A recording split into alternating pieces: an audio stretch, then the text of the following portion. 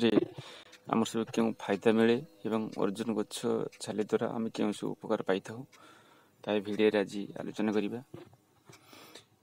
उड़िया रे अर्जुन उड़िया रे अर्जुन कह जाए, बंगाल रे अर्जुन, हिंदी रे कह, तेलुगु या कौन कह जाए ना मिर्ची माचेटू, संस्कृत रे कुकुब बा धवल। हृद रोग कथा जदि देखिबा अर्जुन गछर फायदा बहुत किछि अछि। जेमिति कि अर्जुन गछर छेली आनी छाई सुखाई ताकू सिझाई तार कथारे क्षीर मिसाई दैनिक सकाळ खाली पेटरे सेवन कले हृदरोग निवारण। छाली को सिझाई तार कथा को सकाळ और संध्यारे सेवन कले हृदरोग भल हुए।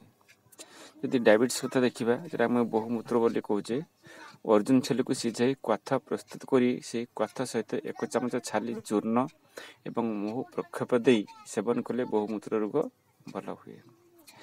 यदि चर्म अंकुणी कथा देखिबा, अर्जुन पत्र किंबा फूल को दुग्ध सहित बाटी अंकुणी होइतबा स्थान रे लगाइले चर्म अंकुणी दूर हुए। दांत रोग कथा जो देखिबा, अर्जुन छेली को सुखाई चूर्ण करी सकाळ और संध्यारे सेवन कले समस्त प्रकार दांत रोग दूर एवं अर्जुन काठिरे दांत घषिले दांतमूल कठिन हुए। यदि मूत्राघात बा मूत्र रोधक यही सब जदि प्रोब्लेम तेरे अर्जुन छेलीर कथा ठंडा करी महू 1 चामच सहित सेवन कले ये प्रॉब्लम सॉल्व हुए।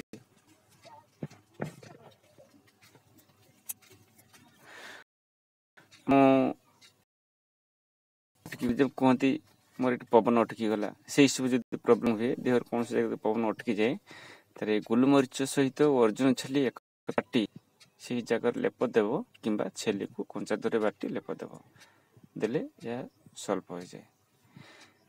यदि घा सुखिया कथा देखिबा, यार छेली को निआर पुड़ी खार प्रस्तुत करिवो से खार को घी रे भलो भारे गुड़ाई देई मलम टाइप रो प्रस्तुत करी यदि आमे से घारे लगेबा तेबे घा अति शीघ्र सुखी जीवो।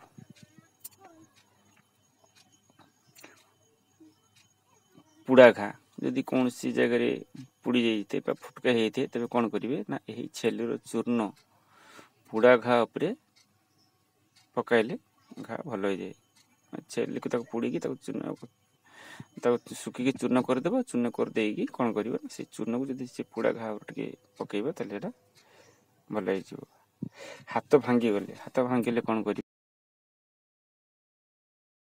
ना अर्जुन छेलीर चूर्ण सहित दूध एवं घी सहित मिसई सेवन कले हाड़ भंगा जोड़ी हो जाए।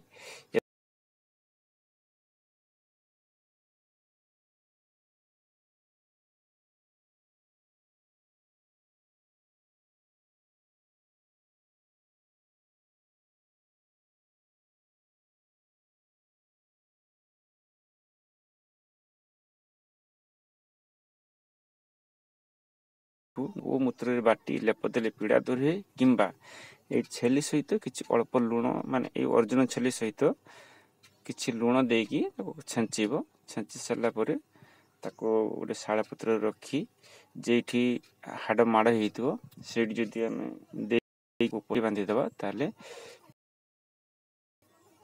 एमती 2-4 थर कले से बथा एठू दूर हो। ये आज अर्जुन गछ विषय उपकारिता यही वीडियो एतिकी पुणी नेक्स्ट वीडियो कथा।